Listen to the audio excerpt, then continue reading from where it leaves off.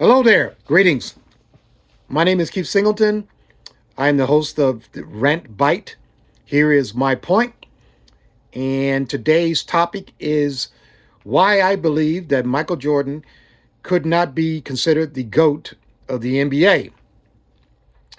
The reason why I say this is because what I'm about to tell you, we wouldn't have known how good Michael Jordan would have been with teams that were not had to be dismantled and had to make adjustments.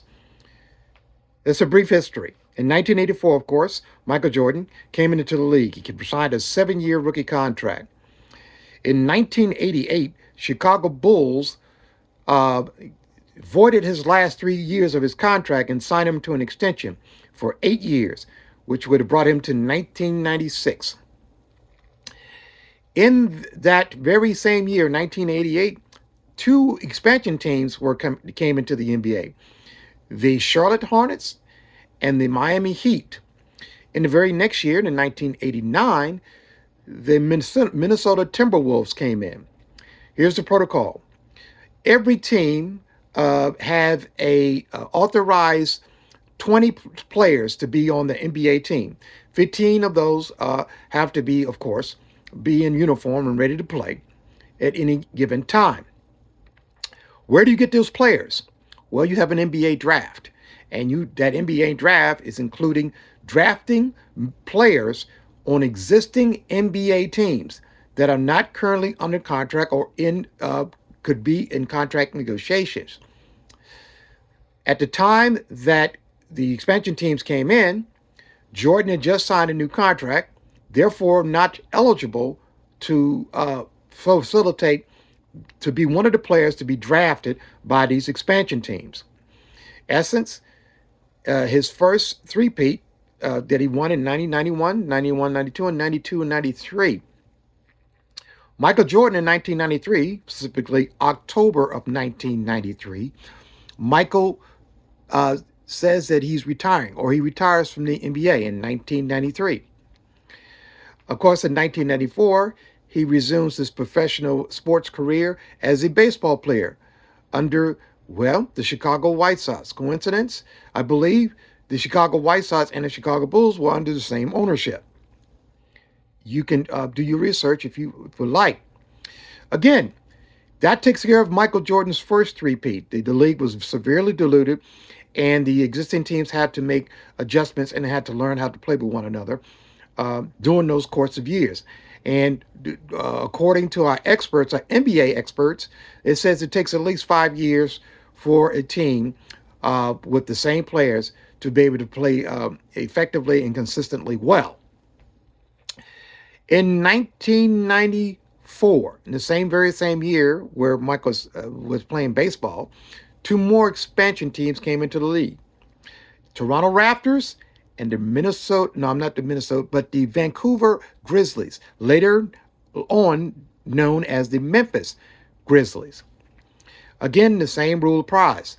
You have to have another NBA draft to facilitate these teams. You have to take from existing players from existing NBA teams that are not signed or under NBA negotiation contracts at that point. Again, Michael was not actively in the league at the time, so he did not qualify to be drafted by those expansion teams. Of course, the very next year, after the teams have been facilitated with players, Michael Jordan comes back in 1995 and said he is back. But I don't remember him signing a new NBA contract. He resumes the contract that he signed back in 1988 with the Chicago Bulls to continue the seasons. And then Michael Jordan experiences his second three-peat, which carries him from 95, 96, 96, 97, and 97 to 98.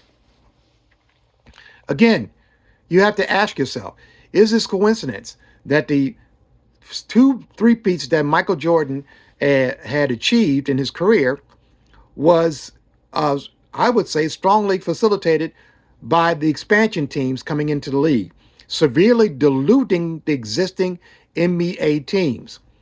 how well were these teams compared to a Chicago team that virtually went untouched of their prime players during that course of time because they were strategic and signing their strongest players during those course of those years. Of course, you can make the argument that he probably would have done well anyway. But again, it's not a coincidence that both times that Jordan experienced his three-peat, it comes after the NBA has came in with expansion teams. That's why, for me, Michael Jordan has an asterisk as the GOAT of the NBA. I don't take away from his greatness. Michael Jordan was a great NBA player. He had a good work ethic. He learned that work ethic from the prior generation of players, the Larry Birds and the Magic Johnsons of the league at that time.